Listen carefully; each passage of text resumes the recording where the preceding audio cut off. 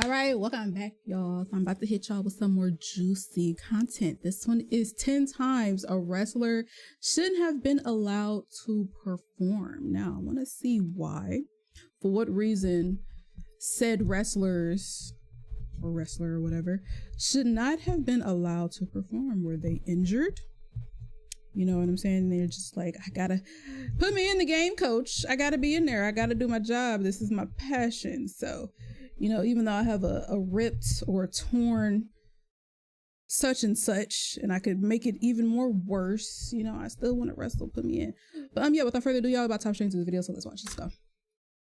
Here's something you might not have known before now. Wrestling is pretty dangerous. It turns out that a form of entertainment that involves dropping people on their heads, hitting them with chairs, and chucking them off the top of ladders actually takes a great deal of skill to pull off. That means whoever's doing said wrestles must be of sound body and mind, otherwise they pose a real danger to themselves and others. This is why the following 10 wrestlers should have never been allowed to carry on or even start a certain wrestling match. Whether they got injured during the bout, before it, or were just in no fit state to be doing anything, these grapplers should have been whisked away to a hospital, local medical facility, before they even set their eyes on a squared circle. I'm Adam Pacitti from Cultaholic Wrestling, and these are 10 times a wrestler shouldn't have been allowed to perform.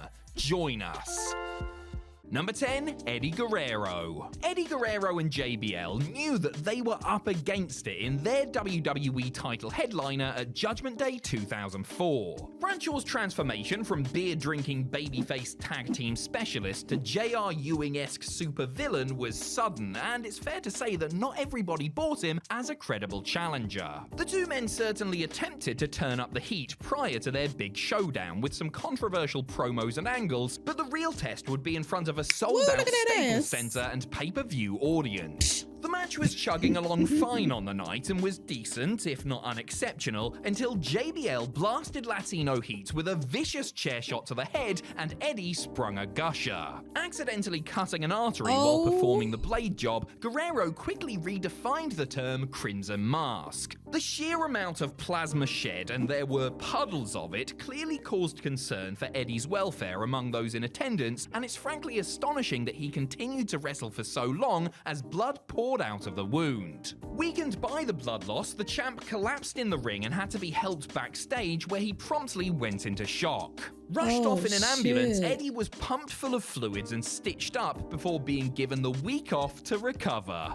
I'll say. Number 9, Bret Hart. As he will tell anybody within 20 feet of him at any given time, Bret Hart's in-ring career was ended by a botched thrust kick courtesy of Goldberg in the main event of WCW's Starrcade 99 pay-per-view. It's estimated that Hart suffered up to 3 more concussions during the course of the match, which ended in a screwy finish because WCW. The Hitman should have taken time off to recover after this slew of head injuries, but he's on this list, so you can guess where this story is going. It's going straight into the ring the very next night. Yes, less than 24 hours later, the Excellence of Execution was main eventing Nitro against none other than Bill Goldberg. The two were battling for the WCW title, which had been declared vacant earlier in the night because of the aforementioned screwy finish. Considering Bret was probably still seeing spots and feeling woozy, it is unforgivable that he was wrestling again against Goldberg of all people, and the match no doubt caused more damage and contributed in some way to his career-ending post-concussion issues. Hart wrestled a further 8 matches, including a hardcore bout with Terry Funk, before finally saying that enough was enough.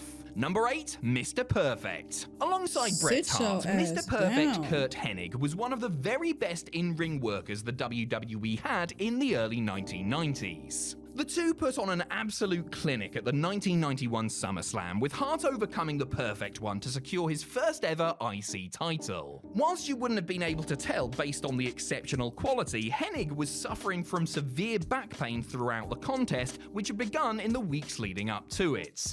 His injury was so bad that he couldn't even hit his signature Perfect Plex, though he did save one of those for Bret to kick out of at the pay-per-view. After passing on the title to the Hitman, Perfect took some time off to recover, and by took some time off we mean that he actually temporarily retired. But because retirements in wrestling last as long as Ric Flair marriages, or Ric Flair retirements for that matter, Hennig did eventually return to the ring. However, it is scary to think that a match as excellent as Perfect vs. Hart could have been a key reason why one of the all-time greats had to step away from the ring. Number 7, The Undertaker. Mark Calloway was subjected to all sorts of physical torture across his 3 decades playing The Undertaker, including more unprotected chair shots to the head than you could shake a concussion lawsuit at. Perhaps the strangest injury Taker ever suffered was at the 2010 Elimination Chamber pay-per-view. Whilst making his entrance ahead of the World Heavyweight Championship Chamber match, the dead man got badly burnt by his own entrance pyro.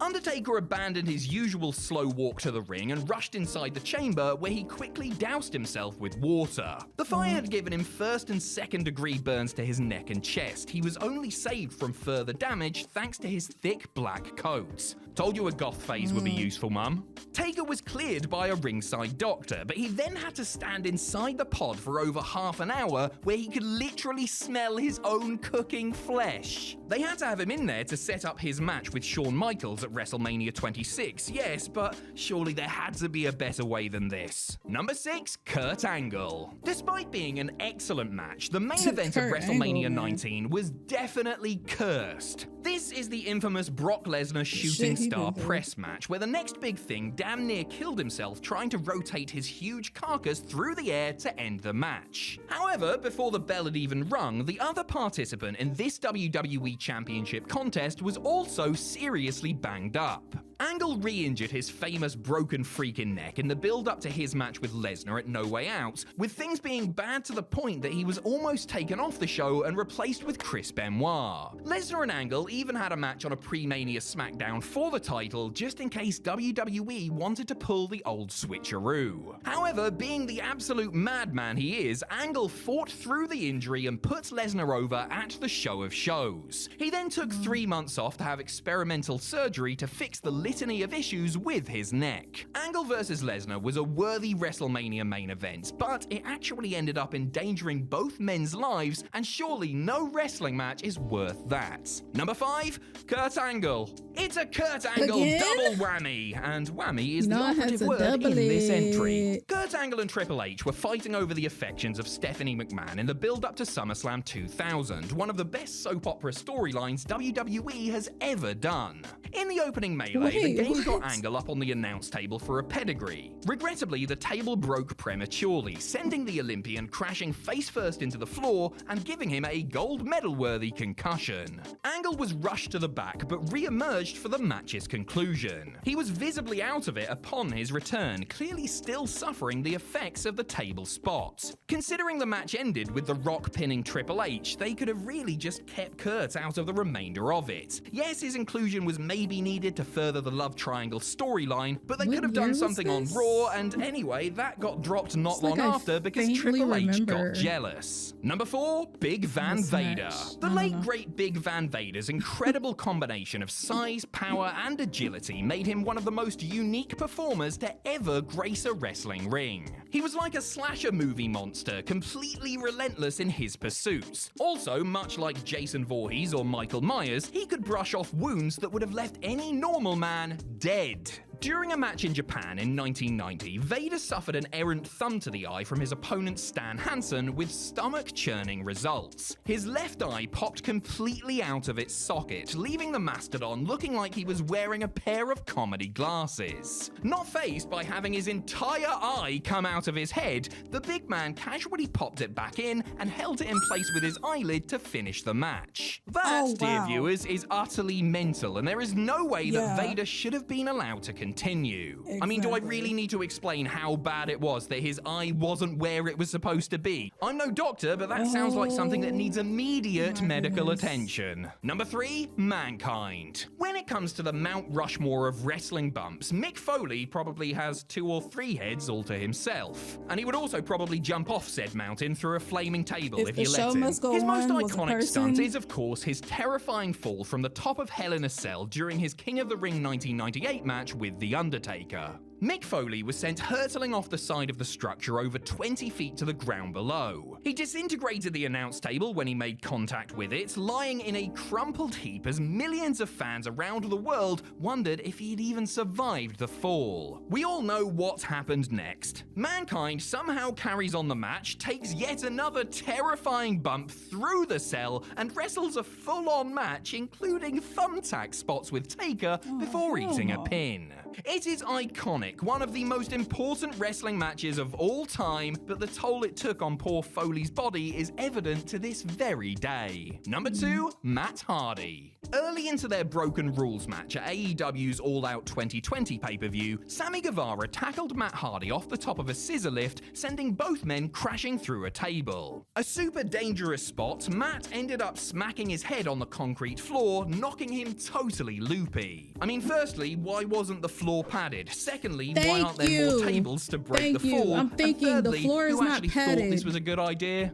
What followed was not a pretty sight. Hardy stayed down for an uncomfortably long time before Guevara dragged him to his feet to avoid a 10 count. Then Matt stumbled around, clearly not with it, desperately attempting to finish the match. The bell then rang and the fight was called off. Except it wasn't, as Matt was somehow cleared to finish the match, which ended with a stupidly reckless spot where he and Sammy scaled some scaffolding. Hardy should have been kept far away from this match once he suffered his injury, as he was nowhere near fit enough to compete. The fact that AEW's doctors let him carry on remains one of the biggest black marks against the company to this very day. Number 1, Jeff Hardy. TNA Victory Road 2011 was supposed to end with a dream match between heavyweight champion Sting and challenger Jeff Hardy, but that's not how it went down. Instead, Hardy came out to the ring looking like he was on another planet. He hadn't been seen for much of the day leading up to the show, the assumption being that he was off indulging his vices.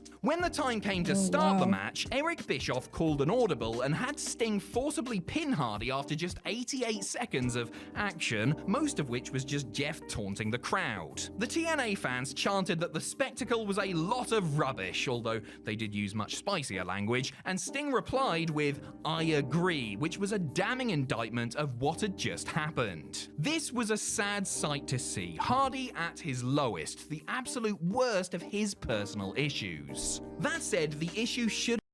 Oh, my bad, bro. I didn't mean to cut you off. Keep going. The issue should what? The issue should what? Should never happen. What? Have been dealt with backstage. He definitely should not have gone out in front of a crowd looking and acting the way he did. This was a dark day for Jeff Hardy, a dark day for TNA, and a dark day for pro wrestling as a whole. Performing stunts on a concrete floor, no padding, no nothing.